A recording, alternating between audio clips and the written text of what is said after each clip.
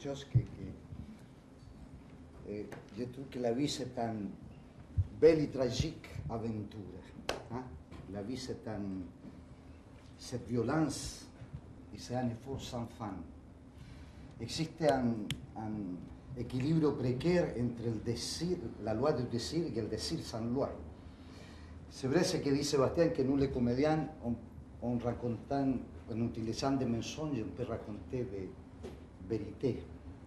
Et c'est pour ça que j'aime le théâtre, qu'il est éphémère. Bientôt, tout ce que vous savez, vient de voir, va disparaître dans l'air léger. Va rester rien de ce qu'on a fait. Et je voudrais aussi raconter une anecdote, parce que cette pièce, nous, on l'a fait, ça fait, je crois que le criminel ne fait pas un mois et demi qu'il est arrivé à mon pays.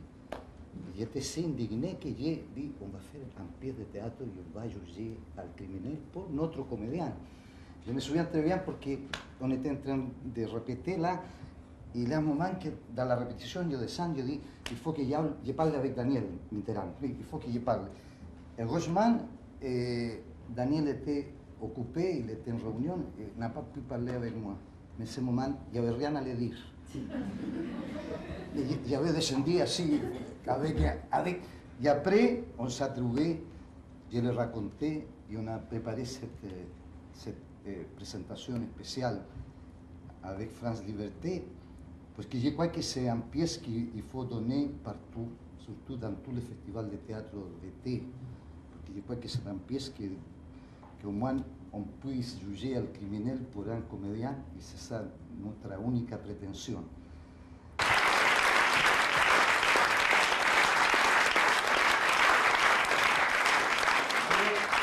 Comme on a fait nous les comédiens, quand on se souvient d'Anne qui est parti, on fait la fête.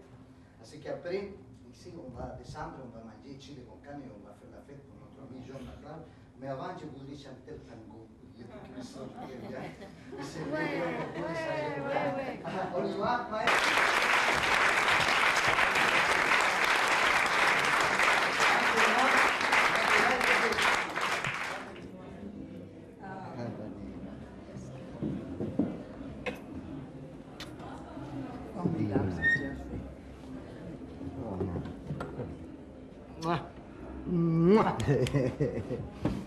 Il a passé un bon moment? Ah oui, oui, oui. Mais te souviens que c'est vrai quand je dis, tu sais, j'étais en train de répéter, il y a un moment que je me dis, non, il faut que je téléphone à Daniel, il faut que... Mais heureusement, il était un rendez-vous, parce que s'il sort, je me dis, alors Oscar, je t'aurais dit, je suis en train de monter un spectacle, bon, je sais, c'est ton travail. Daniel, vous parliez de réalisme, c'est ce qui vous a frappé le plus? Qu'est-ce qui vous a le plus frappé? C'est qu'il a l'art, même pas dire que c'est avec l'humour, mais avec une dérision, c'est ça qui la rend encore plus cruelle. Et pourtant, on rit. Oscar, comment vous avez fait pour aller si vite, pour écrire si vite? C'est sous le coup de la colère ou de l'indignation? Je crois que c'est ça. Figure-toi que je pense que je suis convaincu qu'une pièce de théâtre, il faut la faire quand elle produit un besoin.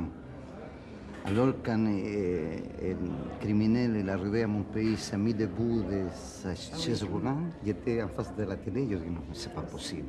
C'était l'arrogance. Alors après, arrive à mon pays, il a un vote du Sénat, de la Chambre, du Parlement, tu vois, qui libère à tous les ex-présidents. C'est que le juger, pour moi, était beaucoup plus loin.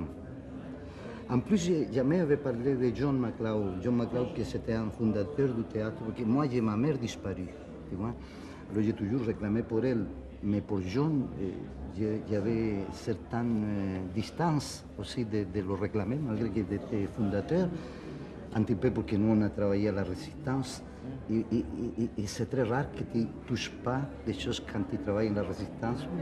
On reste Daniel, bloqué pour ça. Vous avez vu l'image de Pinochet se levant de son fauteuil roulant? Ah oui, oui, non, on se sentait floué à un point... vraiment, on s'est dit, comment cet homme peut avoir cette arrogance, cet irrespect pour...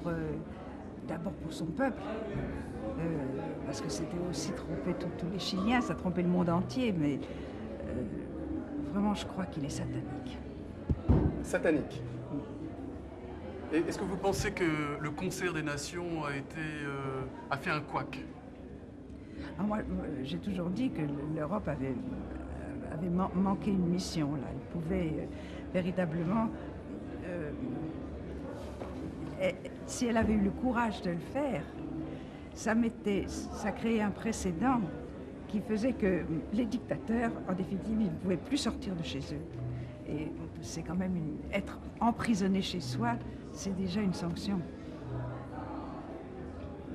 Oscar, sans faire de l'intellectualisme, le théâtre ce soir était vraiment là. C'est-à-dire que vous avez réussi à réconcilier l'histoire avec la farce, avec la tragédie. C'était quelque chose d'extrêmement complet.